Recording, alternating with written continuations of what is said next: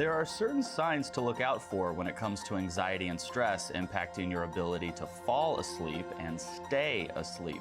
In this episode, Dr. Joseph walks us through what those red flags are and how you can effectively spot them. Dr. Joseph, what are the signs that somebody has a sleep disorder due to their anxiety? So the signs that sleep is really based in reality are that the anxiety symptoms come first, right? So people who have anxiety will say, especially children, I don't feel good. My stomach hurts. I have a headache. And then parents will elicit or find out that the child is not sleeping because they have bags under their eyes. They're falling asleep in school.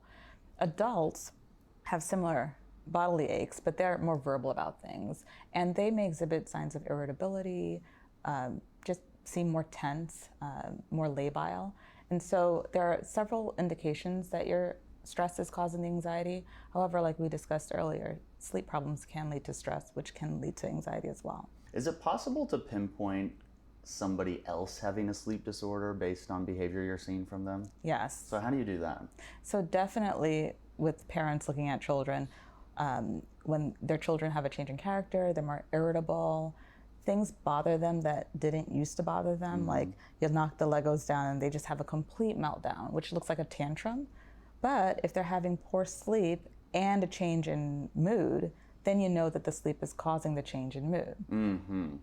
Versus them becoming irritable and then having problems with sleep. Yeah, so parents really need to look at their child's sleep, not just from a physical standpoint, but from an emotional one and a mental one. How can they best do that? I think it's important to check in on your kids when they're sleeping. I can't tell you how many times parents are surprised when I suggest, you know what, peek in at this time, and that time, because they don't expect you to be up at that time.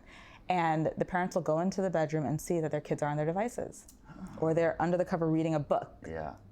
And then the child is not paying attention at school, falling asleep at breakfast, and just really irritable. And that can so quickly spiral because then the teacher says probably ADHD. And then all the symptoms of ADHD could present, but if they don't rule out sleep, which Dr. Swartelli, when we did our ADHD series, he said you have to rule out any other cause before you can do ADHD. Correct. But not everybody does that, and then you're treating something the child doesn't have. And if you use stimulants, that only hurts the And sleep. worse than the sleep. Yes, and maybe increase the anxiety. What about looking at a sleep disorder in an adult, a coworker or a spouse? You see irritability as well. You see more of a deflation, lack of motivation, just a lack of zeal, because again, their bodies aren't recovering. They're exhausted, they're on overdrive.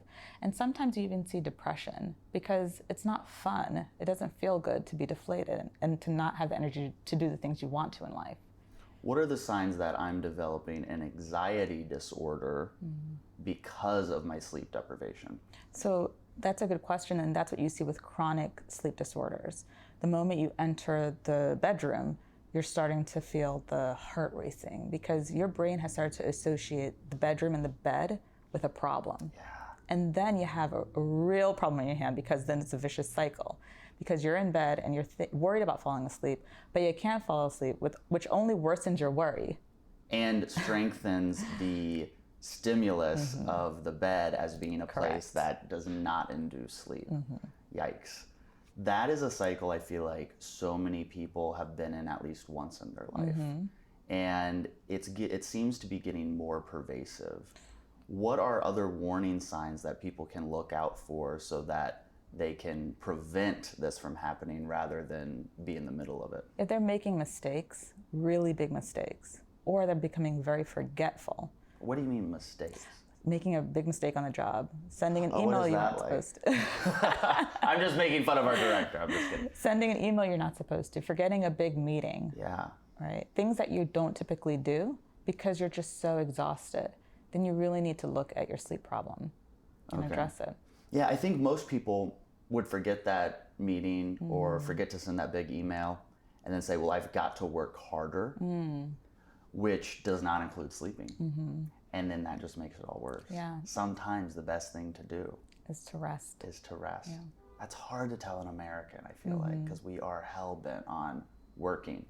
It's almost a badge that you get for not sleeping. And people don't listen to their bodies. No. You'd be surprised how many people don't realize that they're so tense up here until you say, focus on those muscles and try to relax them. Yeah. And it's really hard because people don't realize how much stress they're under. Yeah, I've noticed myself falling asleep and I'm clenching my teeth. I go, relax. I have to actually tell myself to just relax and go into that sleep. I also sat down with Dr. Varma and we were talking about sleep and depression. And I mentioned how ridiculous it is that if someone calls you in the morning, like if I get a phone call at 7 in the morning and I'm sleeping, and they go, oh, sorry, were you asleep? I'll lie. I'll go, no, I wasn't sleeping. Like, it's such a shame that I would be asleep at 7 in the morning because we're embarrassed by getting enough sleep. But we have to do that. It's what's best for us. It is. So what are the signs that somebody needs to involve a professional? So you tried all of the self-help strategies that we discussed earlier, and you start to notice that your physical health is really deteriorating. So people with poor sleep who have anxiety due to the poor sleep have stomach upset. They don't digest food like they used to. They have a lot of body and aches and back pains. A lot of tension is carried on their shoulder and in their back. So when you're starting to physically break down, you can't work out anymore, you're not as active, and you can't make your deadlines because your focusing is really thrown off, you should get someone to help you. Well, if you aren't ready to see a professional yet, we have some self-help strategies in our next episode. So make sure you tune into that to see if those will lead to less anxiety and better sleep.